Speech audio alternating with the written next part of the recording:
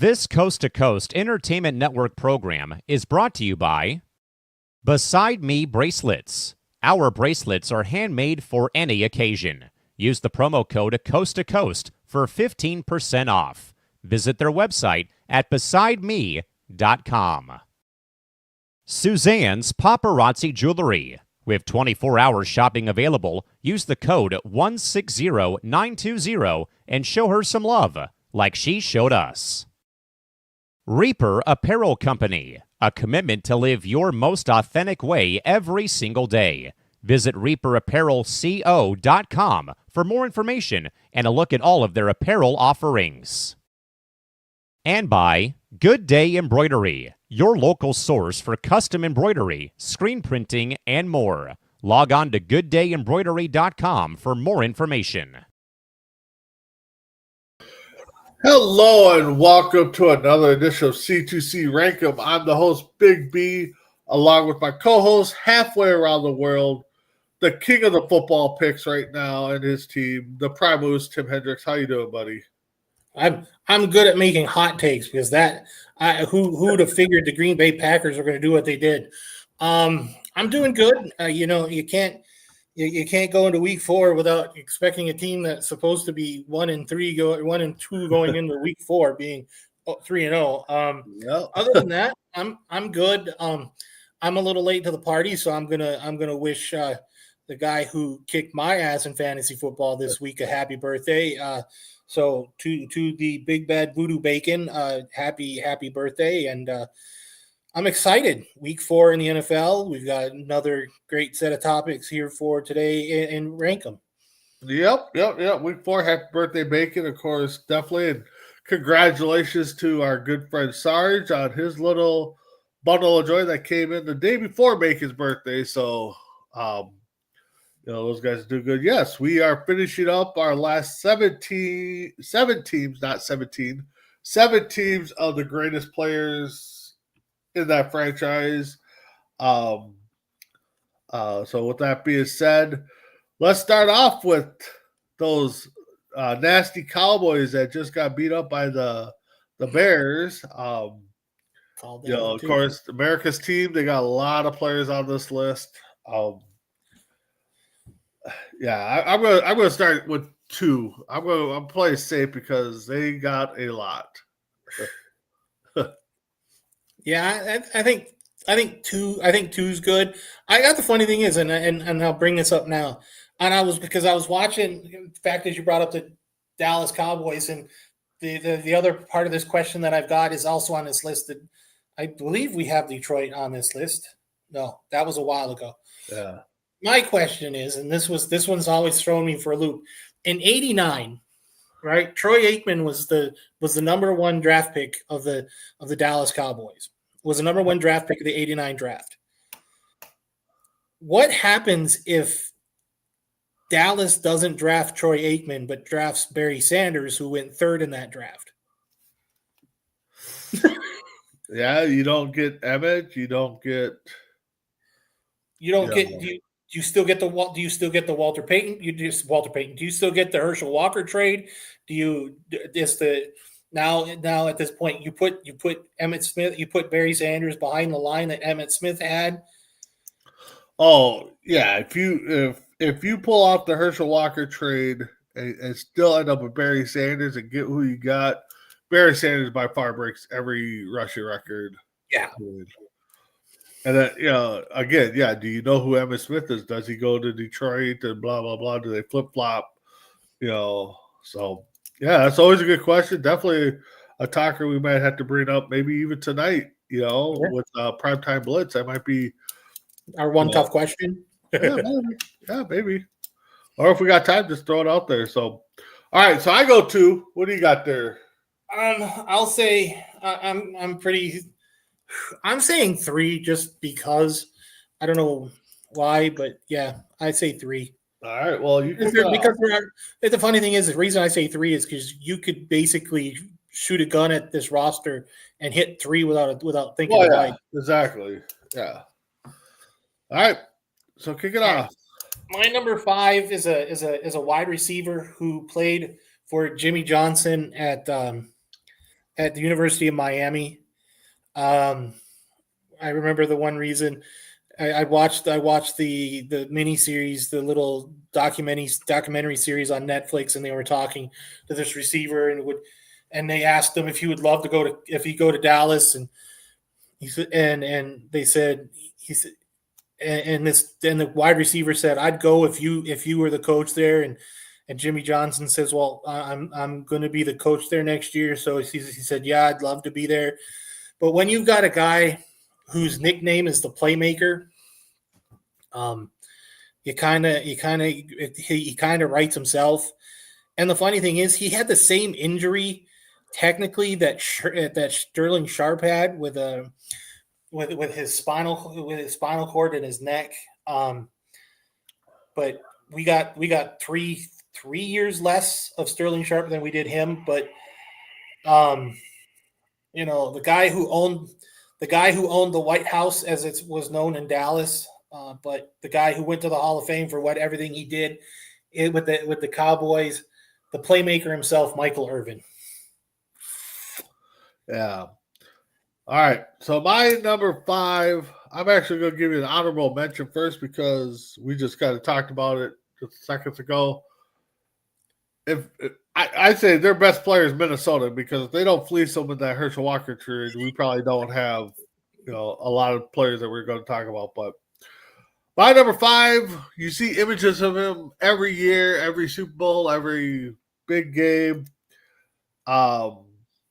He's not a player, but again, he's an icon with Dallas. I'm going Tom Landry. It's a good call. Good call. You're number 4. My number 4 is a guy who, much like a couple other people on this list, has this really great nickname. And to realize that this guy was, much like Dave Winfield, who could have played in different sports, was actually a Gold Gloves boxer before he got drafted in the NFL. I think he was part of the deal that was with Dorsett going to Denver in, I want to say, 89. It was about, I think that's how Jim Jeffcoat came over from Denver to Dallas because of this. I think this was a trade. But one of the main anchors of the 70s Super Bowl winning teams. What else can you say? My number 4 is Ed Too Tall Jones. Yeah, that is a good one. That is a good nickname. I got a good one with a good nickname, and and probably one of the best fullbacks ever, but a guy that probably was built like an offensive lineman, could play like a tight end. They put him at fullback to help Emmitt Smith and whoever else run behind him. But every time he got the ball, they called him Moose. Daryl Johnston. Yep. My number 3 is the Heisman Trophy winner out of the University of Pittsburgh. One of those Heisman Trophy winners that basically came in and ruled the backfield, especially in Dallas. A guy who benefited from what seemed like to be a perennial best offensive line in NFL history, year in, year out. Just see what he's done. And to think you put him in the backfield with Herschel Walker after Herschel Walker came in after his USFL days. Too bad that he spent his last year or two in Denver. But the guy is probably top 15 on many people's lists of running backs of all time. My number 3 is Tony Dorsett. That's a good one. Well, let's go with the phrase that pays. It's not C2C unless you get sniped. At number 3, I got you. You have him at number 5. I mean, what can you say about Michael Irvin, the playmaker? Even going into his pregame stuff, the guy's a genius when he talks. So you're number 2. My number 2 is a quarterback. You're thinking, well, there's my number 3. No. Because I went with the true best quarterback that's ever put on the star. Another guy with a nickname that came out in the 1970s. guy who went to the Naval Academy, another Heisman Trophy winner. We got 2 on this list. I've got 2 on my list right off the rip. But what else can you say? Got a nickname like Captain America. You got Captain America for a reason. The guy who led the Dallas Cowboys to, was it 3 Super Bowls in the 70s? The guy who basically made Tom Landry look like a god for putting him back there. My number 2 is Roger Staubach. Well, let's go 2 for 2. Yeah, let's go with Roger Staubach. Like you said, I mean, he was Captain America. I mean, America's team got a captain. Why not? You're number 1. I honestly thought you had Troy Aikman as your quarterback. Holy hell. Well, I'm guaranteeing there's 3 at this point because my number 1 is the number 1 on the career rushing leaders from my University of Florida. I think it was a slap in the face, and I think even when you watch the America's team on Netflix, he says he was on the wrong side of the field when the Cardinals went and played Dallas and said I shouldn't be here and basically bawled before the Cardinals Cowboys game. And I absolutely agree. You should have never left. You should have just retired. My number 1 is Emmitt Smith. Yep. Definitely one of the top 3 backs ever. And I wouldn't argue anybody's top 3 if it contains Emmitt Smith, Barry Sanders, Walter Payton. But yeah, Emmitt Smith, what can you say? Yeah, he should have retired a Cowboy. He should not have went anywhere else. I mean, right. So as much as I hate the Cowboys, gotta love them. Yeah. All right, so let's move on to the team of the 90s, along with Dallas. Dallas was the 90s. San Francisco, another team of the 90s. Oh, God, this one's they got so many good players too. I'm gonna step it up. I'm gonna say 3, maybe 4. I'll help you out. I'm doubled up in one spot. Yeah, I thought about doubling up too, but I think 4 is a good call. All right. Well, just like the Cowboys, I had to put this guy on the list because in the 90s, early 2000s, every coach that became a head coach always linked back to this guy somehow. If it was a coordinator or branched off, they called it the Walsh tree for a reason. Coaching tree, Bill Walsh. Yeah, you're a better person than I did because I've got no coaches on, and then all of a sudden I realized, oh hell, because I know we've got the Bears on this group too, and we've got the Packers on there. We got we got the Bears, we got the we got the Packers, we got the Cowboys. I absolutely respect it. I should have and didn't, because the one that's going to bite me in the ass is the one in Green Bay. Really, because I grew up in Wisconsin and we have family members there, so that one's going to bite me. My number 5 is a running back, the first guy to go 1,000 in the NFL. And it's amazing how where he seems to only be appreciated in the NFL is in San Francisco. And I know he played for the Raiders for a brief period of time too, but he gets absolutely no credit, especially after he's taken that team to the Super Bowl. He's the one that helped take that team to the Super Bowl twice in the 80s. It's amazing how underappreciated this guy is. My number 5 is Roger Craig. He was the first 1,000 guy? Yep. He did it in 87. Really? Wow. I would have thought it would have been Marshall. I would have lost that Jeopardy question because I would have said Marshall. Falk did it in 2001, I think. I didn't think any running back would have done it before that. Yeah. Good call. My number 4 is a guy who hard-hitting safety corner. I guess I just put this guy on the pedestal of the fact that he avoided going on the injured list, missing the year because of his pinky, and told him to cut it off so he could play the following week. I'm going Ronnie Lott. I think it was Peaky. I could be wrong, but No, you're fine. It's not that. I forgot about Ronnie Lott. All right, you're number 4. My number 4 is another running back. The guy had longevity. I think his kid now plays in Buffalo. Yeah, he had his little brief stint in Indy and the Jets, I want to say. Probably missing the Dolphins. But the guy is like in what is he in yardage? I think he's in the top 6 in rushing yardage. This is a lucky guy. I got to see this guy in my number 3 in a game in Green Bay. This guy just hits. This guy's one of those durable, dependable backs, and I could understand why Indy got him. It was basically not too much after a die left. But I love this guy. This guy's Canton bound too. But I think this guy was an amazing watch. My number 4 is Frank Gore. Yeah, Frank Gore's a good one. My number 3.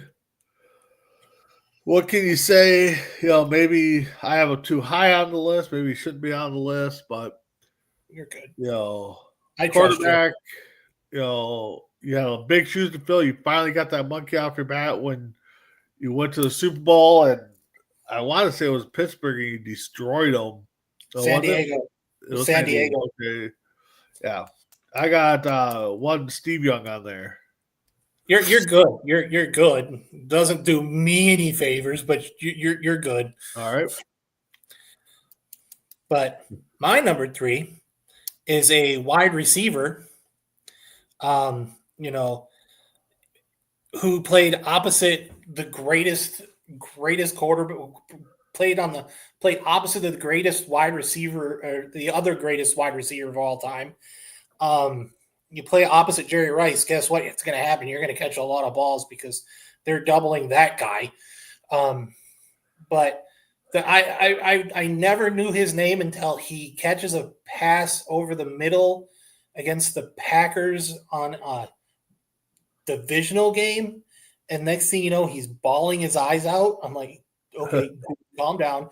And then all of a sudden, he went from being a sideshow to the main ring of the 3-ring circus by doing weights in the middle of the yard, in the middle of his yard, in the middle of a problem with the Philadelphia Eagles. And still remember him with Dallas saying, "That's my quarterback." I'm like, okay, but you can't deny this guy had talent. This guy was amazing. This probably, I think, if I'm not mistaken, he's second on the team in receiving yards and receptions for the Niners. Again, I got lucky enough to see him play against Green Bay when Jeff Garcia was the quarterback with San Francisco. But when you're 2 letters, when your nickname is just 2 letters, what else can you say? I always thought he was calling for a timeout, but that's cool. That works either way. But my number 3 is Terrell Owens. Wow, yeah. So Terrell Owens is your Ronnie Lott. I feel much better now. Well, no. I guess I just didn't put Owens on there, because there's so many better ones on there. Yeah, but it was just like it's just. Nope. I get it. My number 2 is the guy you talked about being the greatest, and I think everybody in the world, except for maybe here in Minnesota, might disagree with. But I will say, with a shadow of doubt, until somebody proves me otherwise. And unless you're Dragon Viper, you thought this guy played quarterback. But I got Jerry Rice. Number 2. Holy smokes, you're hateful. I'll tell you that now, because but it's not C2C unless you're sniping. When you said that you had him, you think you had him too high and you didn't have, or you shouldn't have him on this list. My number 2 is your number 3. I've got Steve Young. he had a terrible go in Tampa, but then all of a sudden he does what Bill Walsh teams do. They put a quarterback behind probably one of the greatest of all times and learn like he did. Yeah, I can't really argue. Think about it. You got two Hall of Fame quarterbacks basically back to back, and you had one on the bench for 6 years. Yeah. Jeez. Yeah, I've got Steve Young at number 2. Yeah. Well, I'm going number 1, and what can you say? I guess one of the great minds to learn behind, besides maybe Brett Favre, to learn how to do things, Joe Montana. Well, it's not C2C unless you're sniping. This is a double up. My number 1A is at your number 2, and my number 1B is your number 1. When you've got two of the greatest to do it all time, it's kind of hard it's hard to separate them, because look what both did for each other's career, and look what it's just. And the funny thing is, Montana's first Super Bowl win doesn't have Jerry Rice as a Super Bowl wide receiver. Nope. And it's just, people forget that because Rice came in 85, and they already had won the Super Bowl in 83. Yep. Well, and that's the thing, we talk about, this could be a great debate. Jordan, Pippen, Rice, and Montana. Could one of them, maybe Montana still has a good career, but does Rice have the career he has if he's hooked up with anybody but Joe He's with Dallas, like where they had originally won him. If Bill Walsh at the time hadn't jumped up one pick to go after Jerry Rice, because from everything I heard, he was going to Dallas. Yeah. Well, and that's the thing is, and to play with Danny White. Yeah. And yeah, it'd have been interesting. Yeah. So, all right. So we got 3. Let's go over to flying high with the Jets. Yeah, I'm going to go 3. They had this decent. You have a double up. Oh. Okay. Yeah. All right. Well, you kick it off then. I got 3 at least. We got 3. I don't know why I have this one on here. 1, 2, 3. I think 3 is possible. I can do it. All right, my number 5. There used to be, back in the 80s, the name of the defense was great, considering the New York Stock Exchange was just down the road in New York at Wall Street, and you make the perfect name by calling it. What's funny is because the Jets play in New Jersey, which I always thought was funny because East Rutherford is in New Jersey and it's technically a suburb of New York in the wrong state. But I thought it was brilliant, and I don't understand why the Jets have never used this nickname before in something called the New York Sack Exchange. I thought that was brilliant, and these two guys were the anchors of the New York Sack Exchange. It just makes me think I'm going to say something bad when I say it, though. I always feel like we're going to get canceled because Tim's going to say something stupid. For the longest time, my 5A was the single season sack record holder until Brett Favre took a dive. Gonna get a lot of people upset. If you're a Strahan fan or a Packer fan, somebody's going to be mad at me. And the other one was the other guy on the other side of the line who basically, they were. If you didn't have Lawrence Taylor, honestly, if you didn't have Lawrence Taylor as a Giant, these two guys would have been the bigger names on defense in the New York City area. They get overshadowed because Lawrence Taylor and Pepper Johnson and all that was on the Giants in the same building and just in a different locker room. But I absolutely loved watching these guys play in the early 80s, mid 80s, because these guys were scary, and it was fascinating to watch. My number 5A is Mark Gastineau, and my 5B is Joe Klecko. All right. Well, let's start it off. I got your 5B at my number 5, Joe Klecko. His kid Danny played for Indy for a bit too.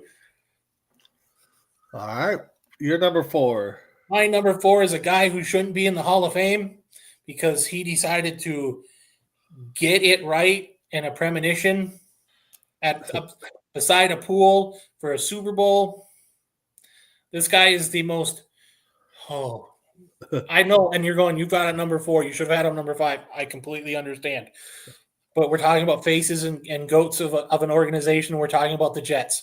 So this is a very low bar. If this was any other team, he's not on any list. He's not in the Hall of Fame, but he's in the Hall of Fame because he got one right. The guy who's got a great nickname, built for New York. What can you say? And then all of a sudden he decides to hit on a sideline reporter on a Monday Night Football game, which I watched that live and I'm going, this dude's going to get fired. This guy's not going to have a job in the morning. But what can you say? This guy's basically New York City through and through, even though he played at Alabama when he came into the league. Before he came into the league, the most overrated quarterback in the Hall of Fame. My number 4 is Joe Namath. Well, that could be debatable because I know if we ask a couple of our co-hosts here on overrated quarterbacks, they're going to say Troy Aikman. I kind of agree with that too. So but you got Mr. Joe Namath at 4. Okay. Aikman, the thing is, Aikman's got 3 Super Bowls. No, he's got 2. He's got 3. He got 2 against Buffalo, and he got one against the Steelers. I thought they only won 2 with them. Okay. Anyways, again, thanks to Minnesota. So, all right. At my number 4, got wide receiver. I was just looking at a list, and he was on there at number 4 in both spots. So I put him on here. Dan Maynard. Wow, Don Maynard. Yeah, he's the one that, let's just say he's the one that made Joe Namath look good in Super Bowl 3. Yeah. All right, you're number 3. My number 3, you wanted this, if you didn't want to be an island, especially something like Gilligan. You didn't want to be on Gilligan's Island, and if you're a wide receiver in the late 90s, early 2000s, you didn't want to be on this island either, because this guy was an absolute shutdown corner. I'll be honest, he was more fun to watch than Dion sometimes. An absolute stud of a shutdown cornerback. If you were on this island, your day was over because you needed to not be hooked up on this island. My number 3 is Darrelle Revis. All right. Kevin Cherry, how you doing? Can't wait to talk football with you tonight on Primetime Blitz. So with that being said, my number 3 is your number 3, like you said. Your receiver did not want to be on this island. If you're a defensive partner with Darrelle Revis, you wanted to be right next to him because you're going to get some action or not get action. I guess how you're. So, but yes, Darrelle Revis. So you're number 2. When you brought up, you saw this wide receiver on a lot of lists, I thought you had my receiver. And then you said, nope. When I think wide receiver in the New York Jets organization, it's only come up, and this was the second guy that I thought of when I brought this topic up. And it's probably one of the best wide receivers to come out of the University of Wisconsin. Probably still holds most of the 99% of the receiving records at the Jets organization. Great. I love being fact checked on the first. No, I'm not fact checking. Go ahead. Oh, I think I'm getting fact checked. Awesome. But this was a guy that I thought would have benefited a lot more with a Ken O'Brien when he got drafted in '84. I think because Ken O'Brien was still a good quarterback. He was a serviceable quarterback, because what was he, the fourth best quarterback that came out of that draft behind Elway and Marino and Kelly. I think this guy benefited a lot. I think actually he led the AFC, or was second in the AFC in receiving or passing. But I think my number 2 was in the top 5 in receiving for years. Holds a lot of Jet records. My number 2 is Al Toon. I saw the name on there. My number 2 is a running back that, honestly, I think if he could have, and maybe if the game wasn't too hard on him, probably still be playing right now, in his whatever age he's at. But it seems like every year it's just like, okay, this is going to be his last year. He comes back for another year and another year. My number 2 is Curtis Martin. I'm curious what your number 1 is at this point. Because it's not C2C unless you're sniping. My number 1 is your number 2. This was the first name I thought of when I thought of the Jets. It was Curtis Martin all day, all week, all night, all year. Yep. Yeah, it's Curtis Martin. Well, you had your rant at number 4. I'm going to have him at number 1. It's just one of those things where it's not that I like the guy that, it's just the fact that when you talk Jets football, you ask a lot of people, this is probably the first thing that pops up. And, Tim, being on, your side of things, if you're not a Jets fan, this is probably a guy that you do rank 4th, 5th, 6th, top 10, because of what he did. But, yeah, you got to go Joe Namath.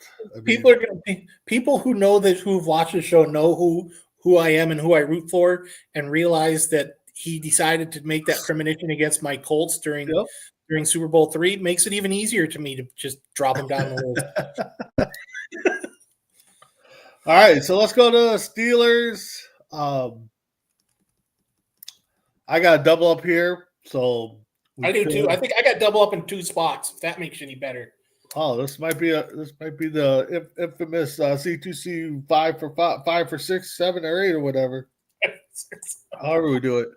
Double up. You got to double up that one. I'm going to go 4. I'm going to go legit 4, but if our double ups hit, we're going to hit 5. I don't think we're hitting. I don't think we're getting a legit 4. Ooh. I think 4 is a possibility, but I think we need to double up to do it. Okay. Well, I'll kick it off here with possibly, what can you say about the Steelers in the 8 or 70s? They, had a list of people, but we call that a roster. Yeah. A roster of people. I wouldn't be. If the Hall of Fame was legit, I don't know how any starting people in the Pittsburgh organization back then is not in the Hall of Fame. And I've got one at number 5 as well.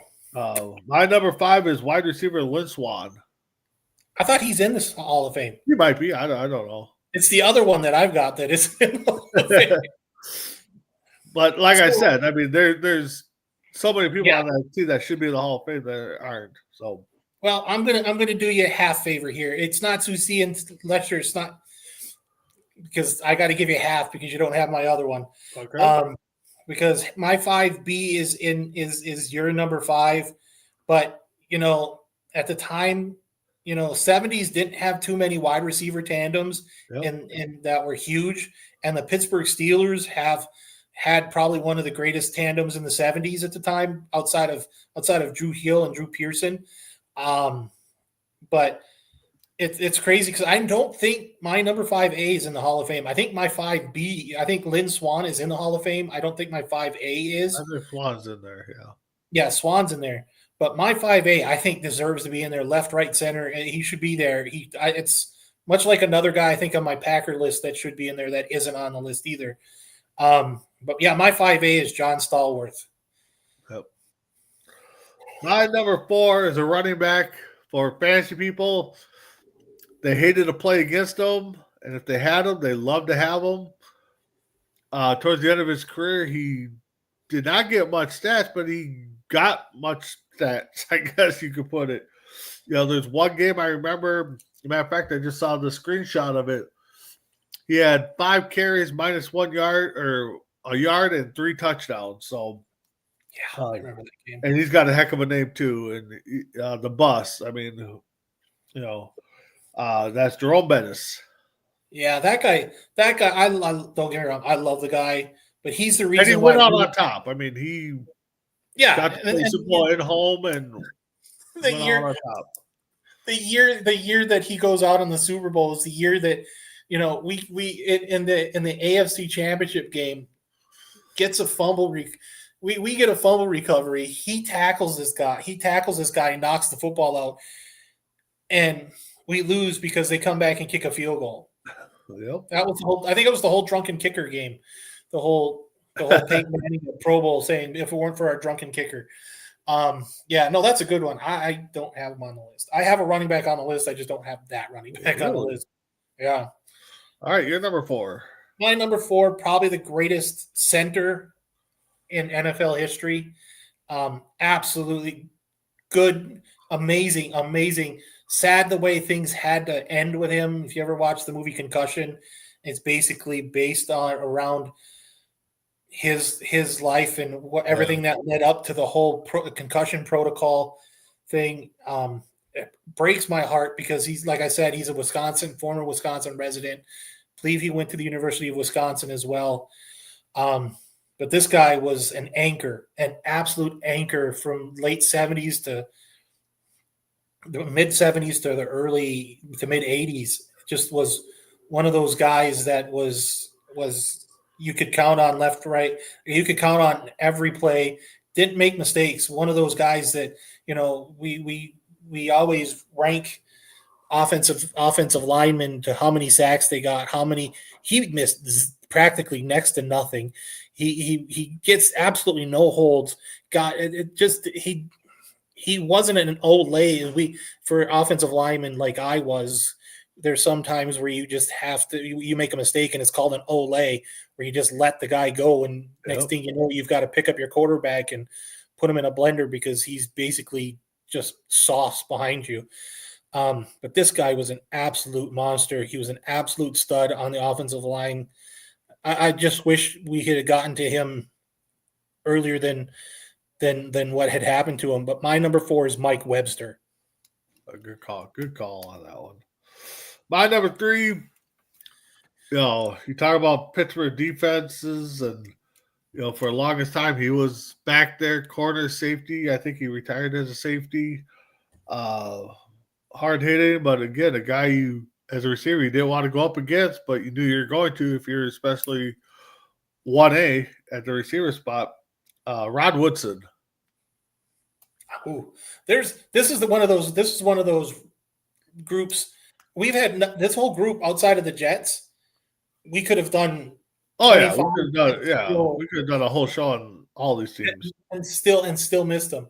My number 3, I think the biggest introduction to my number 3 was the Immaculate Reception. To be on the receiving end of the Immaculate Reception, I think nobody outside of Pittsburgh knew who he was. You've got the Franco Army, who basically just took over stadiums, be it home, be it visitors. But this guy was an absolute monster, absolute stud. Had half a dozen of his 1973 Topps rookie cards. Those things are at this point mint. If you had a bunch of them, these things aren't cheap. But this guy was Pittsburgh Steeler football through and through. And then you get him into a backfield with Rocky Blyer. It was amazing. One of the original outside of Miami, I think probably in the 70s, probably the best dynamic duo in the backfield. Hall of Famer himself. I think he might have went to the University of Pittsburgh. I could be wrong on that. But my number 3 is Franco Harris. My number 2, we brought him up a little bit ago. Actually, we brought him up more backstage, but what can you say about Pittsburgh's defense? Got an iconic commercial. Got a a mean middle name. I mean, what can you say? But my number 2 is Mean Joe Green. All right. Your number 2. My number 2, well, this is where my other double up is. When for the longest time, if you talked about Pittsburgh, you talked about Super Bowls and you talked about Super Bowl winning quarterbacks. And these two did it the best. You had one that basically ran through the 70s and made the 70s look like it was their home. And then you had my 2B who made it look like the Steelers were back to where they belonged. But it's interesting to watch. I think they're even. I think the reason why I have them together is I think they're even. I think they're equal. And I think if you talk to both of them, I think they both say the same thing. I think they both agree with me. My 2A is the original TB12, Terry Bradshaw, and my 2B is Ben Roethlisberger. The phrase that pays. What can you say? My double up is your double up. I have them at 1, though. I got Ben Roethlisberger and Terry Bradshaw. Like you said, I think I would agree with you that if you sit down both of them, they would say they both mean the same with the Steelers organization as the other one. Not one is top of the other. And they brought rings, and, of course, you need quarterbacks to do that. And, so, yeah, that's definitely a good combo there. So, your number 1. My number 1, well, it's not C2C unless you're sniping. This was the first guy I thought of when I said Pittsburgh Steelers. I have him at number 1. You have him at number 2. It's basically Pittsburgh Steelers. He's iconic. Outside of Jack Ham, which isn't on any of our lists, I think Mean Joe Green, if you were to make a player a mascot for your team, I think Mean Joe Green is the mascot for the Pittsburgh Steelers. Yep. Yeah. I have Ham, just not on this list. I mean, it's on a different list, but yeah, he's in my refrigerator. Yeah, exactly. All right, so let's get into the old Chicago Bears. Did Kevin leave? Did Kevin leave because we may hurt some feelings? I don't know. Kevin's a young one, so he might not. He might not know these players. Yeah. But yeah, I another team too that you just talk about the 85 Bears alone. I mean, that roster probably should all be in the Hall of Fame. Another great list. So I got a double up. I do too. I'm guessing it. I want to almost guess it's the same double up. That would be amazing if it was. We've already done it, so we could do it again. Yeah, we could. Everything's possible, but this one, I'm going to take a shot in the dark. I'm going to go 5. Ooh, that's a shot. It's possible. I honestly think it could be done. I'm going to say 4. I'm going to say 4, but I'm going to put my money in and go 5. And I'm going to tell you, I think our double up's the same. I think we're going to have a problem at 5. Well, I guess we'll find out right now. So my number 5 is a guy who I think it's my turn. It's my turn. It's my turn. Oh, it's my turn. You go ahead. All right. So I'm ready to break hearts right now. When you say the 85 defense, you get a lot of people that look at it and go, you think about who the anchor of the 85 defense was. You're gonna say you got your Mike Singletary, you've got your Richard Dents, you've got the other, but the one that always seems to get overshadowed, and I like Steve McMichael. Don't get me wrong, he's up there in the list, but the one guy that I see keeps getting overlooked was amazing. Played, and everybody keeps thinking, well, Perry played nose tackle. No, technically he didn't. He played defensive tackle. He played off guard. The nose tackle was number 99. Everybody forgets that. And this guy is in the Hall of Fame. This guy again gets overshadowed, which is really strange when you say the 85 defense, 85 Bears, and the guy is overshadowed because of the names that are on that defense, Duerson, and just the names. I think Wilbur Marshall's on that list too. But my number 5 is the nose tackle himself, Dan Hampton. Yeah, we're not going 5.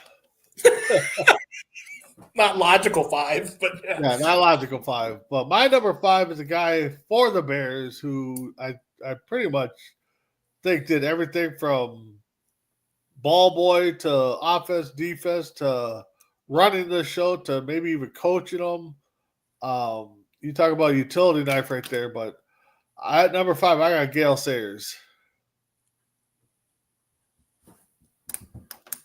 God, that one's gonna hurt me too. That one's gonna kill. That one's gonna hurt a lot. Number 4. That one's gonna hurt a lot. My number 4, for some reason, I like the 85 defense. And I kind of brought him up when I was talking about who overshadows Dan Hampton. What can you say when you play alongside Dan Hampton? You got to have a defensive end that was amazing pass rusher, especially for the 85 defense. Played briefly for the Colts. Briefly. I think he was there for a year at the end of his career. But just put stats upon stats upon stats in the Hall of Fame. My number 4 is Richard Dent. Not going forward. All right. Well, I'll give you half credit like you've been giving me. This is my double up. Oh, nuts. At number 4, you have Richard Dent. I have him also there, but I also got the big guy in the middle, the refrigerator, William Perry. I mean, those two, and like you said, with your number 5, I mean, this 85 defense was just covered all over the place, and so, but yeah, Richard Dent, Walter William Perry. Sorry, you're number 3.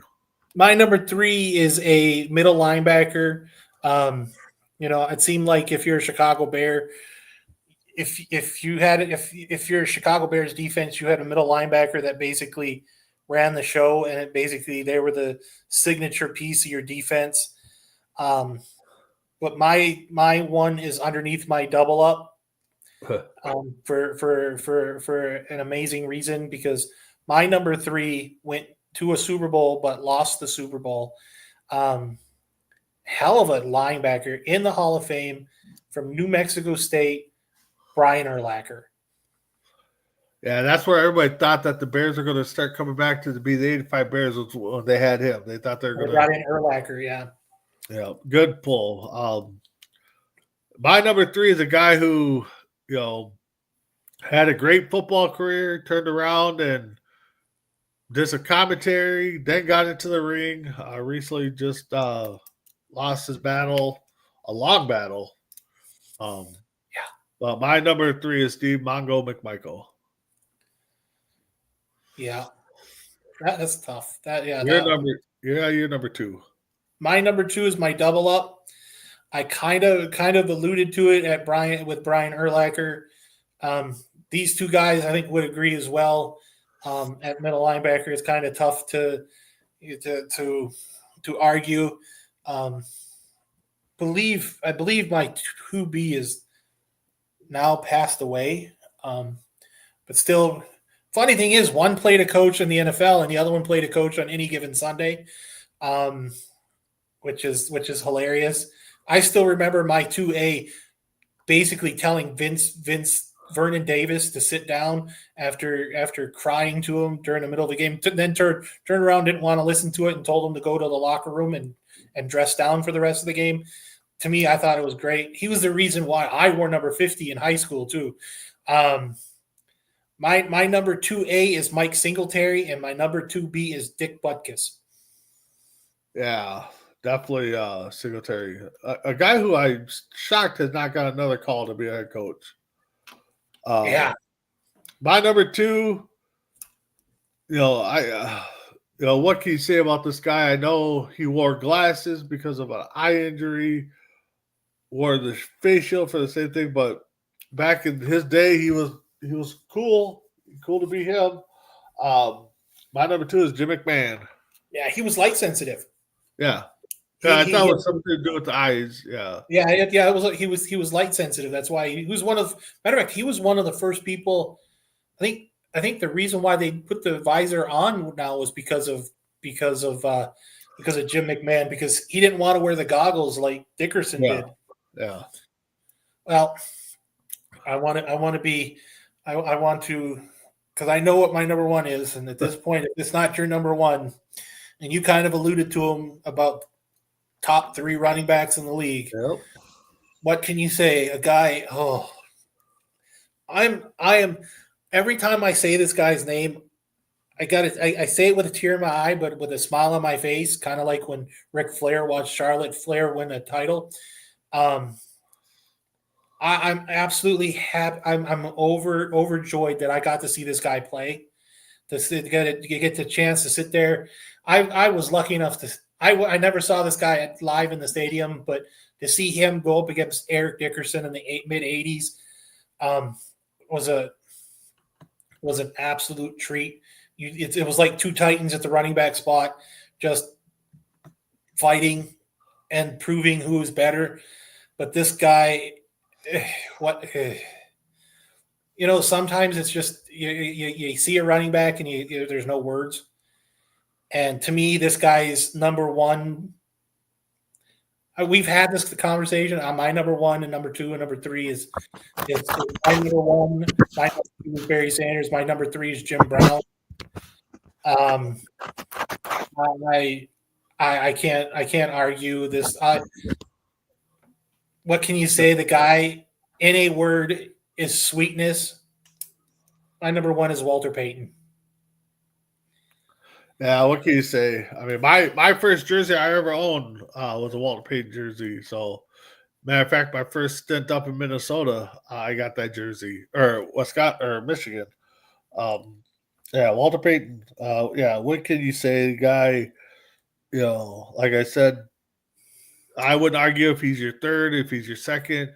You drop him out of the top 5, then we got some problems. Yeah, I mean, we don't have words at this point. We have fisticuffs. Yeah, exactly. So, all right. So we only got 2. Yeah, but this is another one of those. This is one of those teams that got such a story. We could do one offense. Well, they didn't have too much offense, but we could do one show on their greatest defenses and players. Yeah, we've been there all day. So, all right. So let's move over to Miami. Another team that has a history, decent list. I mean, so I have a double up here too. I do too. So I'm just curious where yours is at compared to where mine's at. Who did I forget? I'm going to tell you. I'm going to ask this question because now I have forgotten Gale Sayers. I have forgotten Ronnie Lott. Yeah. Oh, I'm going to see let's see how many people from Wisconsin are going to be pissed off when the Packers come up. Yeah. I'll go 3. I'll go 3. Okay, I'll go with your 3. All right. I'm going to start off with the quarterback who has the only unbeatable team. I know they celebrated every year, and right now they're 7 teams away from celebrating popping that champagne bottle again, I think. And Indy's one of those teams. Yeah. My number 5 is Bob Greasy.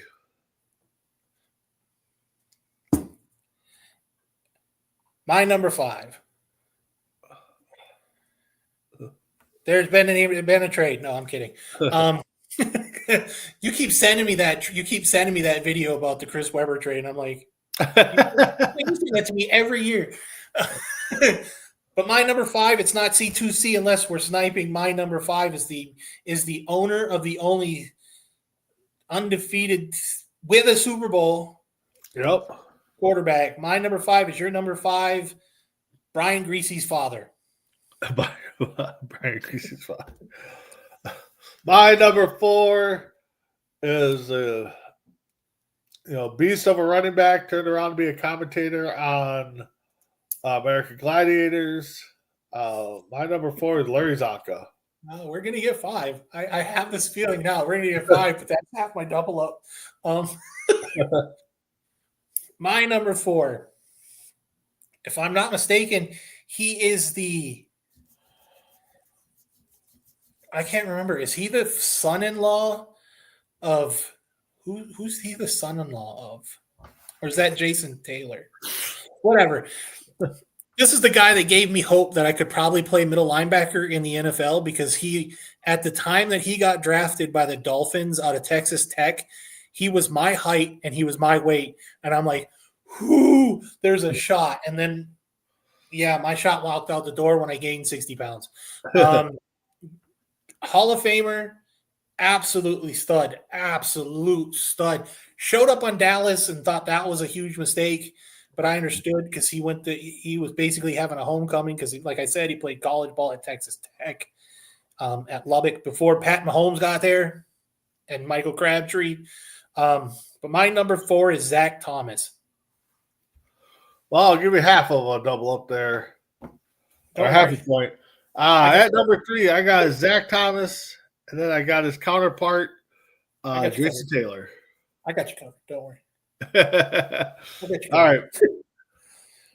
Well, my number 3 is my double up, and just for that, I will give you half a snipe. It's not C2C unless you're, and then my 3A is your number 5. But this is remember when I said that there was running back tandems. There was a running back tandem with Rocky Blyer and Franco Harris. Well, this was the other running back tandem in the 1970s. The guy who you said Larry Zonka, and I thought Larry Zonka right away, but I also remembered his counterpart, the guy who's the one popping the bubbly and loves to make sure that everybody knows that he's popping the bubbly and making sure that everybody knows that there are no longer any undefeated teams. My number 3B is Mercury Morris. Who's your 3A? Larry Zonka. Okay. All right. Well, my number 2 is, again, not a player, but the face of the franchise, I think, when it comes to coaches. Owner of the 17-0 record, Don Shula. Former Colt coach, too. Yep. He was the guy that lost to the Joe Namath flipping Jets. Well, my number 2, it's not C2C unless you're sniping. My 2 is your other part of your double up at 4, Jason Taylor. So if people are keeping score, we have a 5 for 5. Well, do we? Oh, come on.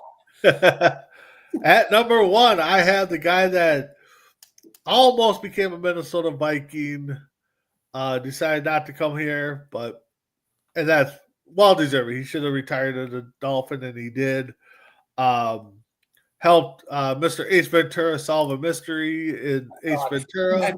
You had me stop my heart. I'm like, who in the world almost became a Viking? And I screwed this up. I'm like, where in the world did you screw up? Yeah, no. My number 1 is Dan Marino, of course. Well, it's not C2C unless you're sniping the guy who should have been drafted by the Baltimore Colts in 1984 and not John Elway.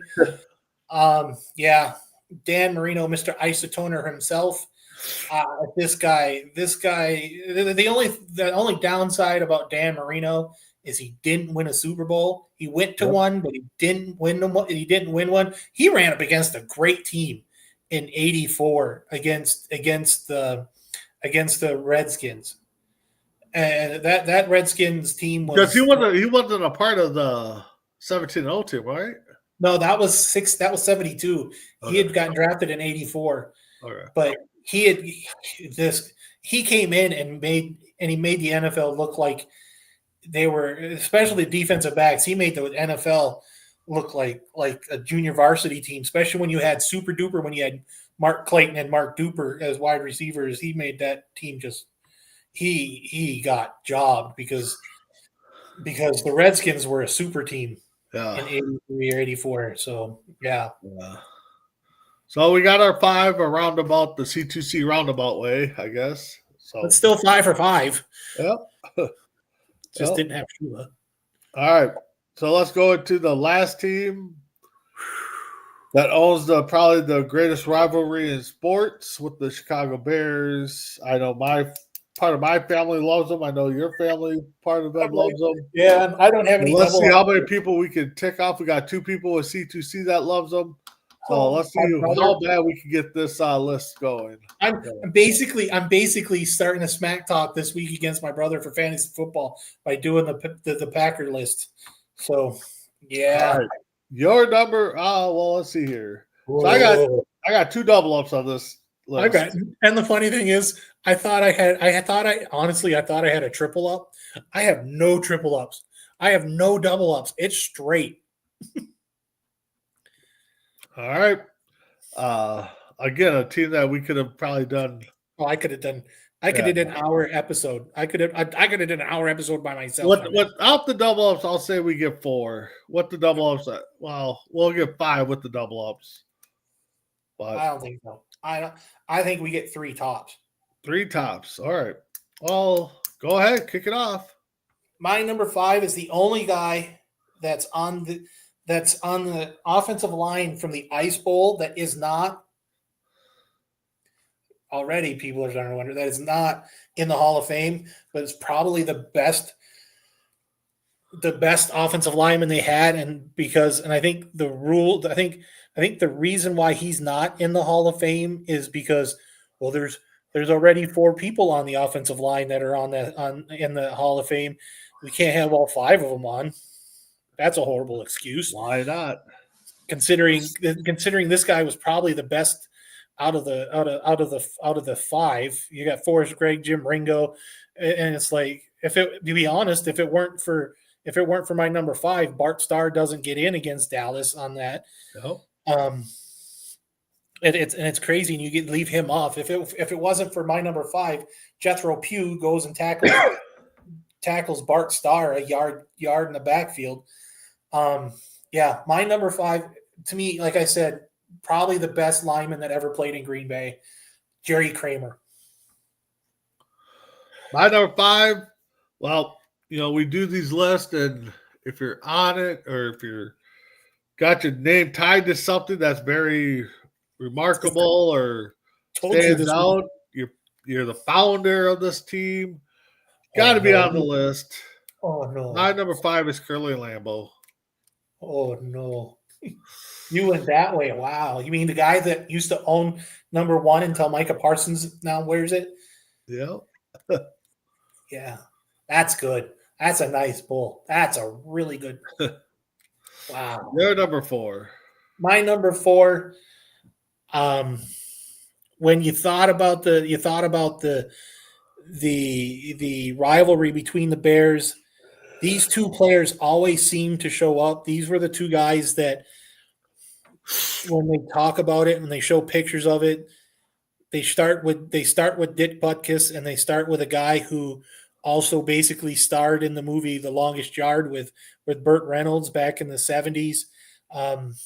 But this guy scared the living hell out of me, and he was already retired by the time I started watching football.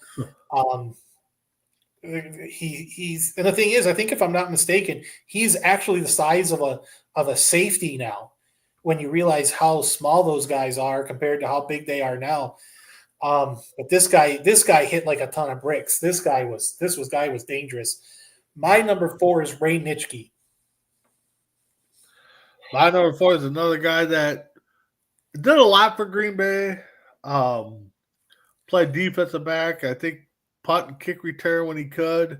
Might have lined up on receiving side of 1 or 2, maybe. From college, I want to say Michigan.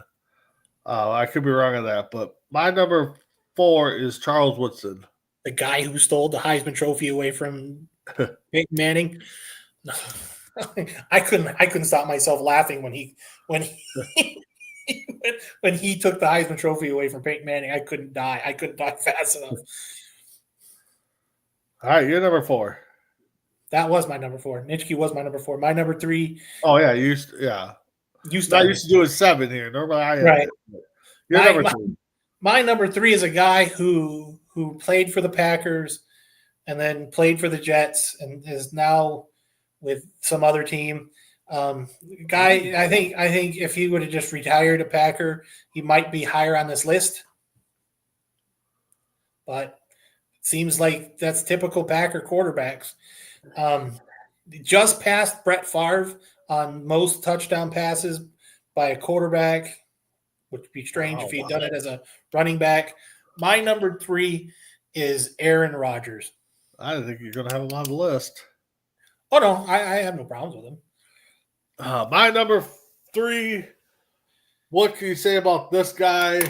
You know, I mean, you want him on your team because he's a great defensive player. You don't want to face him because he's a great defensive player.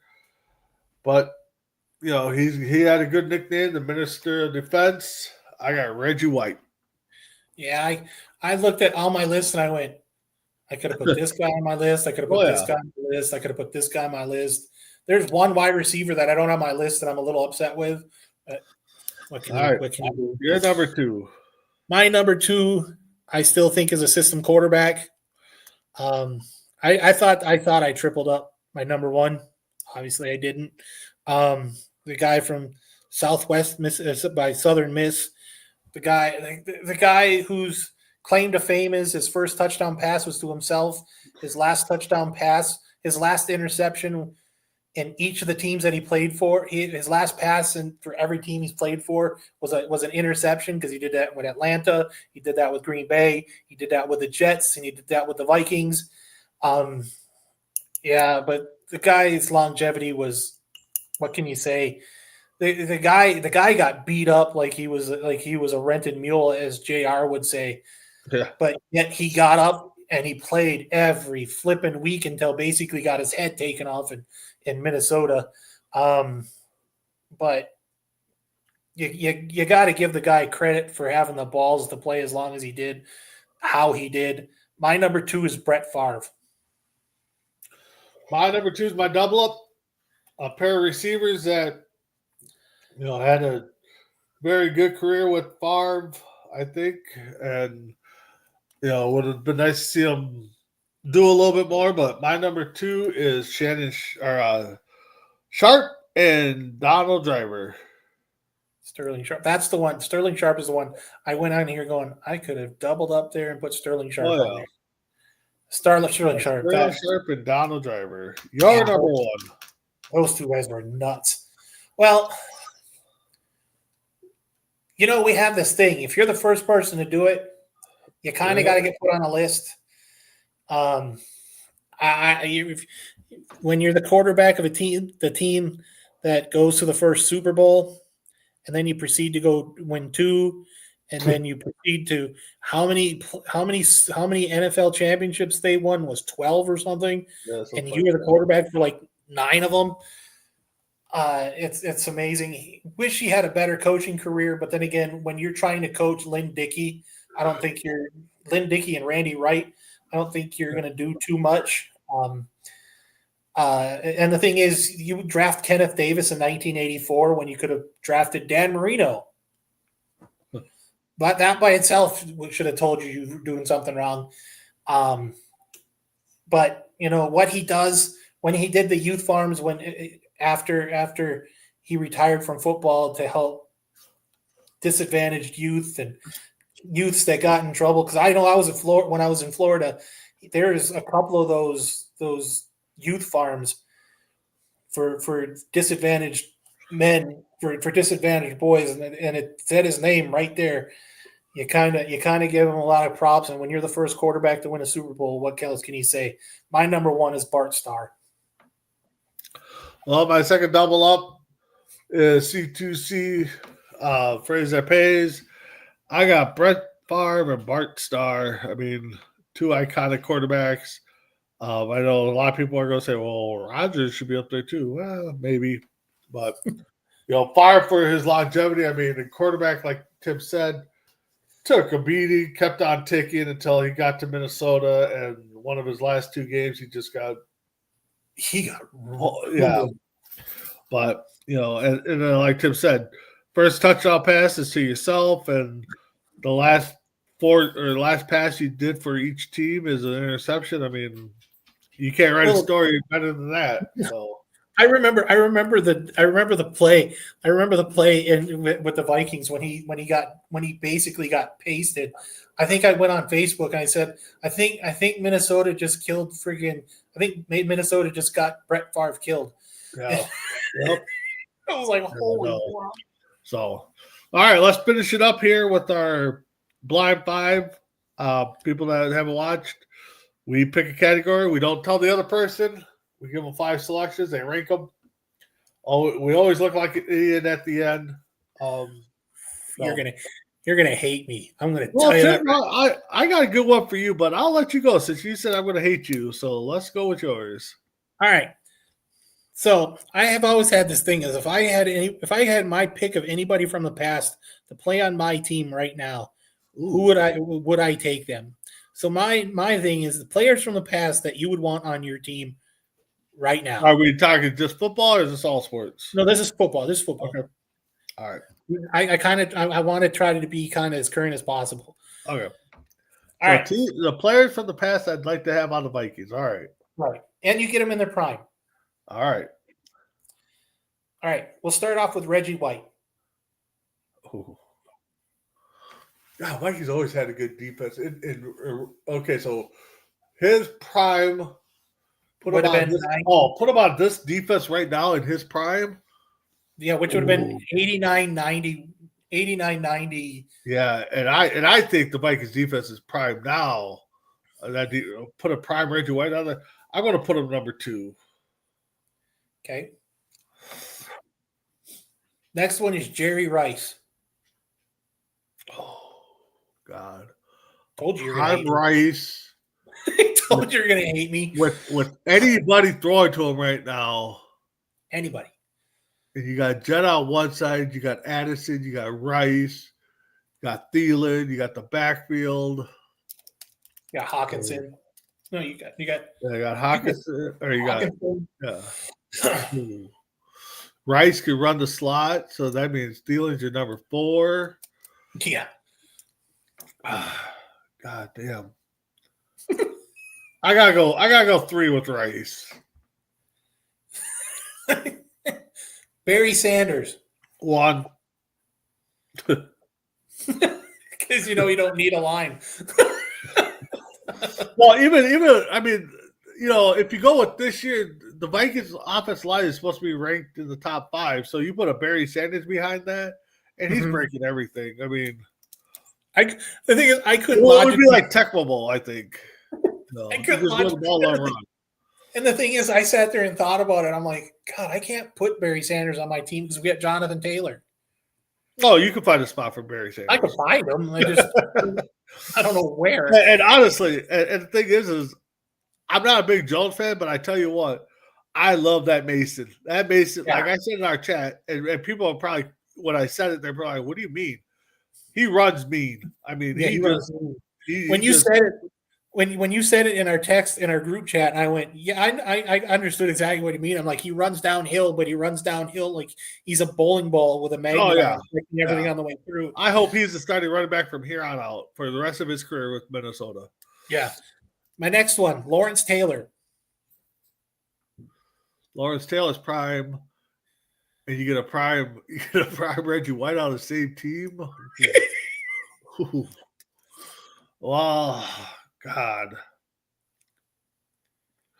LT, I'm going number 4. So you've got your number 5 is the next one. And put this guy in with your wide receivers would be scary as hell. Dan Marino. Oh yeah. Number 5, Dan Marino with you put God. I'm like I thought of this. I'm like, this would be a great one. This would be tough for me to do. And I'm like, oh, this is gonna that would have definitely been tough because I mean, if you believe the hype, and I believe that the defense is stacked right now, and you put a prime White and LT on that team, I mean, you're unbeatable. And then if you put, even Dan Marino in his prime with the receivers we have now would be dangerous. But yeah, and especially and you say it against behind your offensive line, and you've got Rice and Jetta and Addison. Yeah. Yeah. So, all right. So I got a good one for you, and I thought of this morning. Just to see how well you know where you live. So, Oh God, where I live? Oh hell. yeah, top 5 places to visit when you go to Italy. Now we're gonna find out if I visited them. That's the other thing. that is true, and see if I can pronounce them right. All right, so I got St. Peter's Basilica. Been there. I have a picture. Okay. My Facebook. I've been there. I've been there. I've got there. I've been there a couple times. It's God. I have to say 3 because I love Vatican City. I think Vatican City is it's in itself because actually technically that's not Italy. That's its own country. Is it really? Yeah, Vatican City is its own country. Okay, I did not know that. Yeah. But no, Vatican, the St. Peter Basilica is pretty. It's so big. It's exactly as big as when you see it on TV. It's that big. You could honestly, and that's weird. You could honestly hold WrestleMania there and still have overflow. That's how big St. Peter's Basilica is. It's huge. Well, heck, who knows the way WWE's throwing these PLEs around? Italy might get it. We have a PLE before Minnesota gets it. We have a PLE coming to Minnesota to Italy next year. Yep. But you guys might get WrestleMania before Minnesota does. So. All right, next one. Duomo di Milano. The Duomo. All right. Yep. I've been there. I've been there at least 25, 30 times. I've been inside the Duomo about 3 times. Okay. Absolutely beautiful. Absolutely beautiful. Another square that's huge. Another square that could hold that's big. Matter of fact, I think when I sent you the pictures of me in front of the Olympic logo, it's in the square of the Duomo. Okay. It's beautiful. I would say 2. Easy. All right.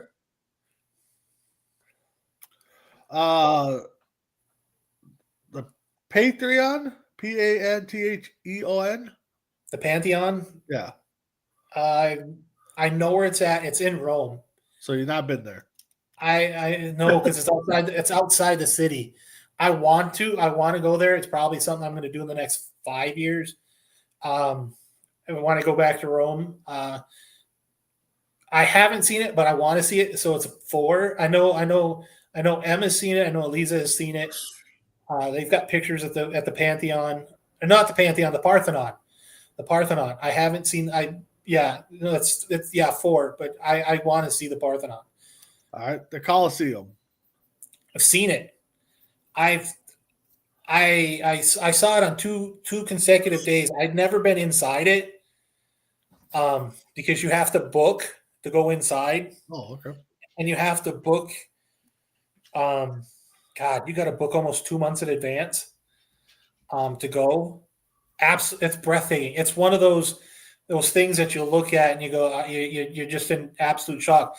I honestly am not worried about what number 5 is, but without being inside the Coliseum, I still think the Coliseum is the best thing I've ever seen here. Nice. All right, Trevor's Fountain. I saw Trevi Fountain the second day I was in Rome. Yeah, that Trevi Fountain is it's something. I'll tell you that. Matter of fact, my profile picture on Facebook is at Trevi Fountain. Oh, is it? Okay. Yeah, it's at Trevi Fountain. If I could flip, I'd flip 4 and 5. I love Trevi Fountain. Boy, you talk about people who that thing is so guarded. It's amazing how guarded that is. They don't allow people to put to go into the fountain, put their hands, their feet. It's really, yeah. There's police around that place like it's the crown jewels of in England. So yeah, wow. It's a trip. All right. What I'm surprised there was a couple things that you didn't have on that list. I went to a list and that was the first 5 items I put on there. Yeah, I tell you, what place do I recommend people to go see? I've been to, where would I go? Where would I tell people to go? Well, I think you definitely got to go to where, the popes are. I mean, I think that's in Vatican. I've seen the window of where the Pope comes out of his residence.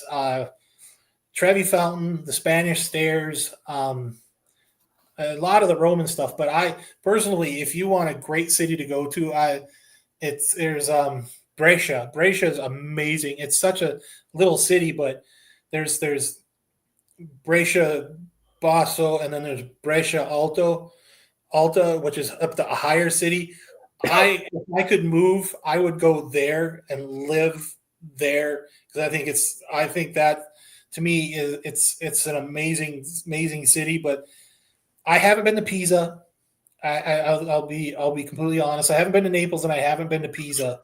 I've been to Torino. I've been to a couple places that have hosted the Winter Olympics in Torino. I've been by some of the places. Okay. I've been to Milano because I'm only an hour and a half, and Em's parents are from Milano, and Em was born in Milano.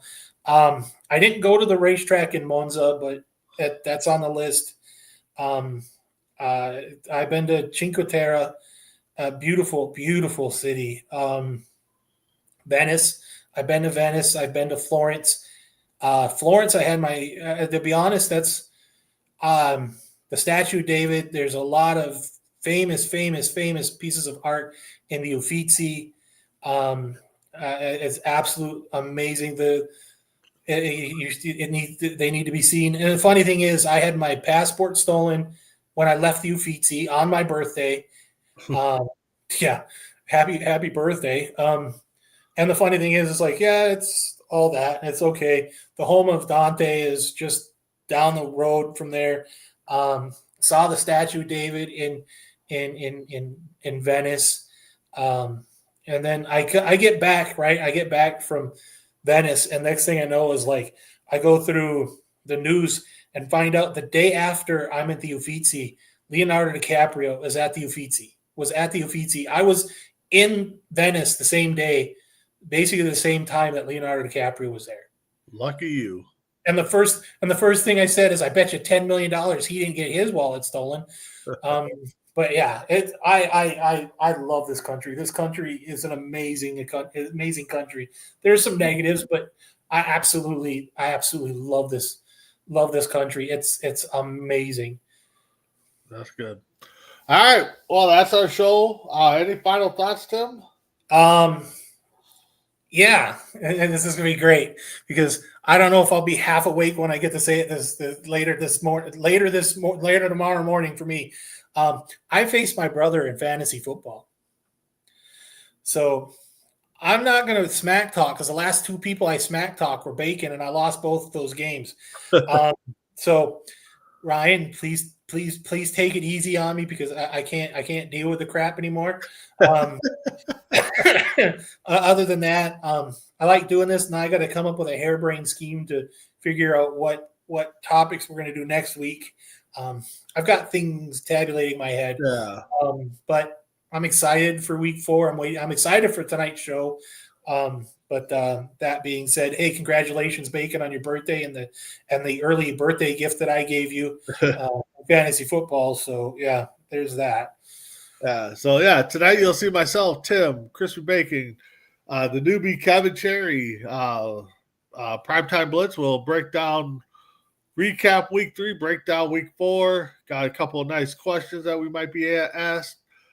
Check us out again for C2C Rank'Em. If you got any topics you want us to break down, let us know, and we'll do our best to come up with a show and stuff like that. But with that being said, we'll see y'all later tonight. But for C2C, we'll see you next week. Have a good one.